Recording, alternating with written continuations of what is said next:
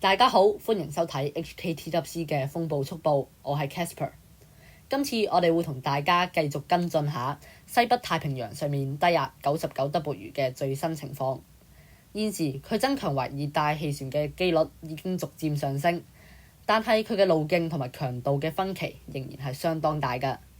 究竟佢現時嘅環境適唔適合佢發展呢？佢又會唔會影響到香港呢？事不宜遲，我哋即刻開始。我哋先睇下最新嘅衛星雲圖，可以見到呢一個系統嘅結構仍然係相當鬆散，未有明顯嘅中心，係保留住低壓槽嘅特性。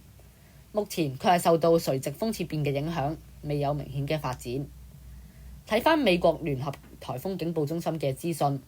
佢哋喺2日之前已經公佈咗有呢個熱帶擾動，編號係 99W， 但係目前仍然預測佢24小時內形成嘅機率係低。亦都未對呢個系統發出過任何嘅警報。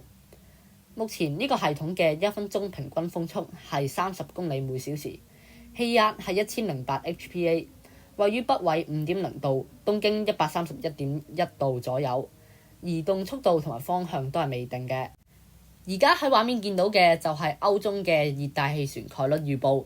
當中可以見到3日之後已經有70% 嘅機會有熱帶氣旋喺菲律賓東南面嘅海面形成，並且預料會向西北移動，移向菲律賓嘅中部。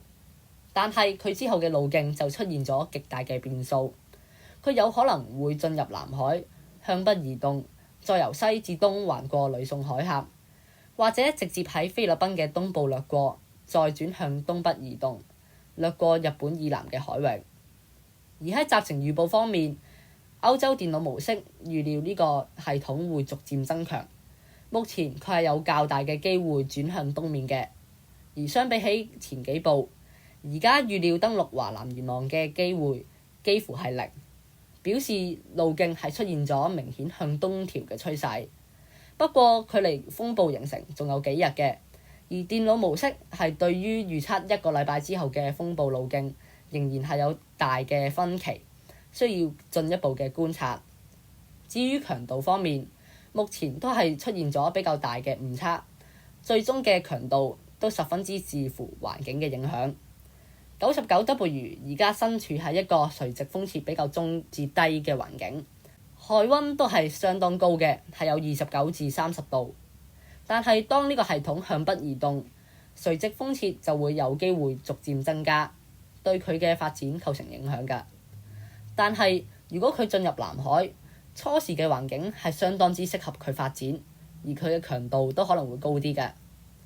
而美國嘅模型呢，就預料呢個系統會一直採取一個偏北嘅路徑，橫過菲律賓以東海域之後，移向日本以南嘅海域。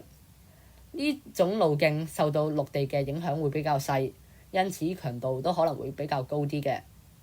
不過要注意嘅就係，受到呂宋嘅地形影響，呢兩個模型都預測佢有可能會喺橫過菲律賓嘅時候減弱並且消散，所以都需要進一步嘅觀察先可以對呢個熱帶擾動作出進一步嘅評估。以下就係今次風暴消息嘅總結。菲律賓以東嘅熱帶擾動 99W 有機會喺未來幾日發展成熱帶氣旋，採取西北嘅路徑，靠近菲律賓中部。但係隨後佢嘅路徑就出現咗極大嘅變數，佢有機會逐漸減弱並且消散，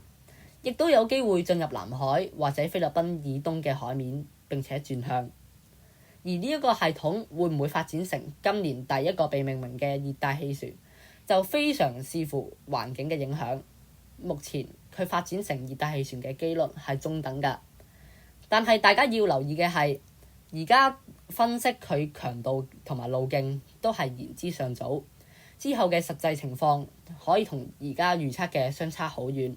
所以都係要再留意多一陣先可以下定論㗎。今次嘅風暴速報就到此為止，大家臨走之前就記住撳返個 like 同埋 subscribe 我哋 HKTWC 香港颱風預警中心，我哋會同大家密切關注住西北太平洋最新嘅低壓活動情況。